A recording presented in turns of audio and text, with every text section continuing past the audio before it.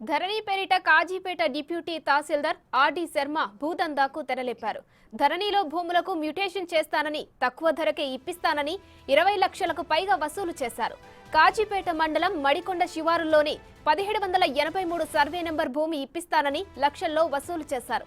ఇప్పటికే 10 లక్షల చెక్కు తన సొంత ఖాతాలో వేసుకున్నారని బాధితులు వాపోతున్నారు. మోసపోయామని తెలుసుకున్న బాధితులంతా కలెక్టర్ కార్యాలయం చుట్టూ తిరుగుతున్నారు. ఈ వ్యవహారం అంతా బయటపడడంతో ఆర్డి శర్మ లాంగ్ లీవ్ వెళ్లినట్లు తెలుస్తోంది.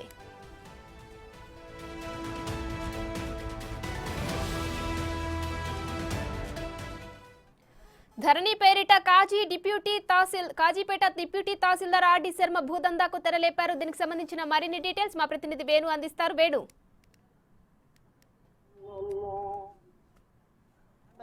స్పెషల్ కలెక్టర్ వద్ద డిప్యూటీ తహసీల్దార్ గా పనిచేసినటువంటి ఆర్డి శర్మ ఆ ల్యాండ్ ప్రభుత్వ స్థలాలకు సంబంధించి ల్యాండ్ సర్వేలు చేసిన తర్వాత దాని చుట్టుపక్కల పరిసర ప్రాంతంలో ఉన్నటువంటి స్థలాలపై కన్నేయడం, దానికి సంబంధించిన వారసులను వెతికి పట్టుకొని మరి తన అందుబాటులో ఉంచుకొని ఎవరైతే రియల్టర్లు భూములు కొనాలని ఎవరు చూస్తుంటారో వాళ్ళకి సంబంధించినటువంటి వ్యక్తుల ద్వారా వాళ్ళకి ఎరవేసి మరి వాళ్ళ దగ్గర లక్షల్లో కాజేస్తున్న వ్యవహారం తాజాగా బిగ్ టీవీకి వెలుగులోకి వచ్చింది. ప్రస్తుతం మన దగ్గరికి ఒక బాధితులు కూడా వచ్చారు. కాజీపేట మండలంలోని మడికొండ గ్రామ శివారు 1583 అది ఔటర్ రింగ్ రోడ్డు పరిధికి దగ్గరలో ఉంటుంది. దాదాపు కోట్ల లోపల కూడా దాని ఓపెన్ మార్కెట్ వాల్యూ ఉంది. దాన్ని 4 ఎకరాలను అమ్ముతానంటూ కూడా ఆయన నమ్మబలికి 20 లక్షలు మొదట లంచంగా ఇవ్వాలంటూ డిమాండ్ చేయడంతో 10 లక్షల రూపాయలు బాధితుడు తను చెక్ ఇచ్చాడు. ఆ చెక్ను తన సొంత ఖాతాలో కూడా ట్రాన్స్ఫర్ చేసుకున్న ట్రాన్సాక్షన్ కూడా బాధితులు మనకు ఇవ్వడం జరిగింది. ఆ 10 లక్షలు ఇచ్చిన తర్వాత మరో 20 లక్షల నెట్ క్యాష్ కూడా తీసుకున్నట్టుగా తెలుస్తోంది.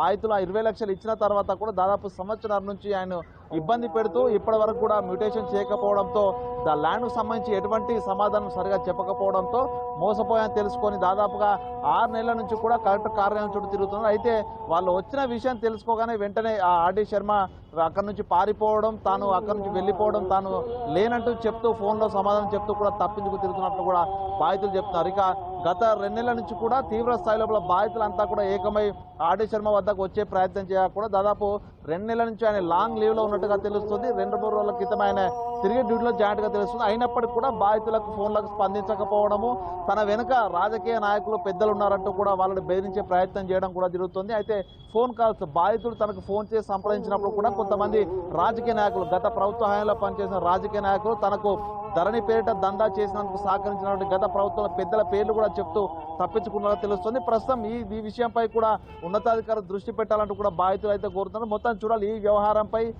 ఆర్డి శర్మ బాధితులు అయితే ఒక్కొక్కరుగా వెళ్లి చూస్తున్న నేపథ్యం లోపల అసలు దాదాపు ఒక 3 ఏళ్ల నుంచి కూడా ఈ దందా నడుస్తున్నట్టుగా తెలుస్తుంది. 100 ఎకరాలు కూడా ఇదే విధంగా అమాయకులను ఎరవేసి వాళ్ళకు అమ్మ బలుకుతానంటూ లంచం డిమాండ్ చేసిన ఘటనలు కూడా ఉన్నట్లుగా తెలుస్తుంది. అయితే ఒక్కొక్కరుగా బాధితులు ఇప్పుడిప్పుడే బయటకు వస్తారు. సో దీనిపై మొత్తంగా జిల్లా కలెక్టర్ స్పందించి దీనిపై విచారణ జరిపితే ఆర్డి శర్మ లీలలు, తన వెనుక ఉన్నటువంటి అధికారులు, గత ప్రభుత్వం ఉన్నటువంటి ప్రజాప్రతినిధుల పేరు కూడా బయటకు వచ్చే అవకాశం అయితే కనిపిస్తా ఉంది.